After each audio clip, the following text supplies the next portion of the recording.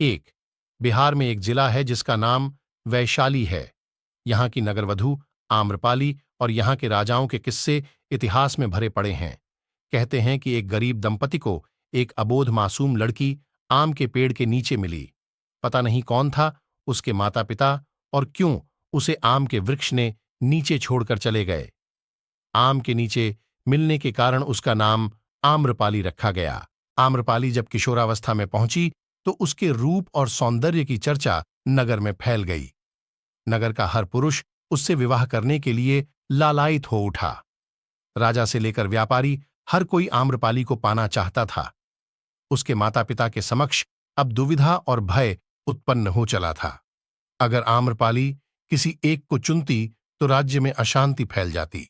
जब वैशाली के राज प्रशासन को यह पता चला तो उन्होंने नगर में शांति स्थापित करने के लिए आम्रपाली को क्रमानुसार अंत में नगरवधु बना दिया।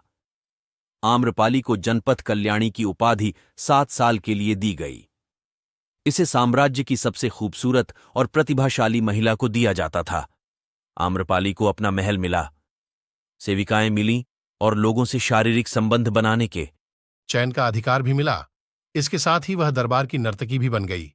आम्रपाली के रूप की चर्चा जगत प्रसिद्ध थी और उस समय उसकी एक झलक पाने के लिए सुदूर देशों के अनेक राजकुमार उसके महल के चारों ओर अपनी छावनी डाले रहते थे। 4, वैशाली में गौतम बुद्ध के प्रथम पदार्पण पर उनकी कीर्ति सुनकर उनके स्वागत के लिए 16 श्रृंगार कर अपनी परिचारिकाओं सहित आम्रपाली गंडक नदी के तट पर पहुंची। आम्रपाली को देखकर बुद्ध को अपने शिष्यों से कहना पड़ रहा कि तुम लोग अपनी आंखें बंद कर लो या नीचे कर लो, क्योंकि भगवान बुद्ध जानते थे कि आम्रपाली के सौंदर्य को देखकर उनके शिष्यों के लिए संतुलन रखना कठिन हो जाएगा। ज्ञान प्राप्ति के 5 वर्ष पश्चात भगवान बुद्ध का वैशाली आगमन हुआ और उनका स्वागत वहां की प्रसिद्ध राजनर्तकी आम्रपाली ने किया था। बौद्ध धर्म के इतिहास में आम्रपाली द्वारा अपने आम्रकानन में भगवान बुद्ध और उनके शिष्यों को निमंत्रित कर भोजन कराने के बाद दक्षिणा के रूप में वह आम्रकानन भेंट देने की बद्दी ख्याति है। यह भी कहते हैं कि आम्रपाली एक बौद्ध भिक्षु पर मोहित हो गई थी। आम्रपाली ने बौद्ध भिक्षु को न केवल खाने पर आमंत्रित किया बल्कि 4 महीने के प्रवास के लिए भी अनुरोध किया था। बौद्ध भिक्षु ने उत्तर दिया कि वह अपने गुरु बुद्ध की आज्ञा के बाद ही ऐसा कर सकते हैं।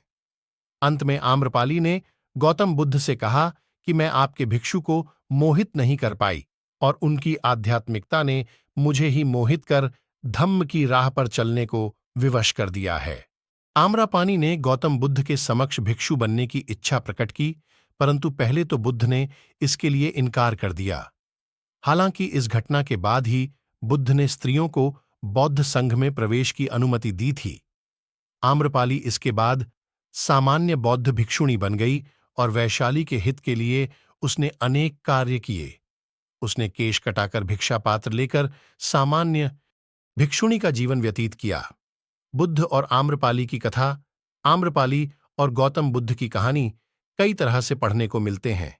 इस संबंध में एक कथा मिलती है कि एक बार भगवान बुद्ध विचरते हुए वैशाली के वन विहार में आए। नगर में उनके दर्शन करने के लिए आमजनों के साथ ही नगर के बड्ढे श्रेष्ठीजन भी उनके दर्शन के लिए पहुंचे। हर किसी की इच्छा थी कि तथागत उसका निमंत्रण स्वीकार करें और उसके घर भोजन करने के लिए पधारें। वैशाली की सबसे सुंदर और प्रतिष्ठित गणिका आम्रपाली भी बुद्ध के तपस्वी जीवन को देखकर प्रभावित हो चुकी थी तथा वह भी अपना यह घृणित जीवन छोड़कर भिक्षुणी बनना चाहती थीं। यही सोचकर वह भी गौतम बुद्ध को निमंत्रण देने पहुंच गई। बुद्ध ने उनका निमंत्रण स्वीकार कर और वे उसके घर हो भी आए। जब उनके शिष्यों को इस बात का पता चला तो उन्होंने बुरा मानकर उनसे स्पष्ट रूप से कहा कि उन्होंने एक गणिका के घर जाकर बद्दा ही अनुचित कार्य किया है। अपने शिष्यों की बात सुनकर तथागत उन सबसे बोले, श्रावको, आप लोगों को आश्चर्य है कि मैंने गणिका के घर कैसे भोजन किया। उसका कारण यह है कि वह यद्यपि गणिका है किंतु उसने अपने को पश्चाताप की अग्नि में जलाकर निर्मल कर लिया है। जिस धन को पाने के लिए मनुष्य मनौतियां करता है और न जाने क्या क्या तरीके इस्तेमाल करता है, उसी को आम्रपाली ने तुच्छ मानकर लात मारी है और अपना घृणित जीवन त्याग दिया है। ऐसे में मैं उसका निमंत्रण कैसे अस्वीकार कर सकता था? आप लोग स्वयं सोचे कि क्या अब भी उसे हेय माना जाए? गौतम बुद्ध की बात सुनकर सभी शिष्यों को महसूस हुआ कि बुद्ध तो सही बात कर रहे हैं। इसलिए उन्हें बहुत पश्चाताप हुआ और उन्होंने तथागत से क्षमा मांगी।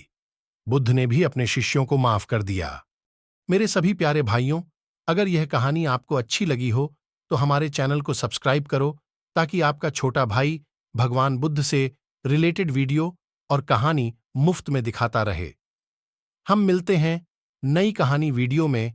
सभी भाइयों को नमो बुद्धाय, जय भीम।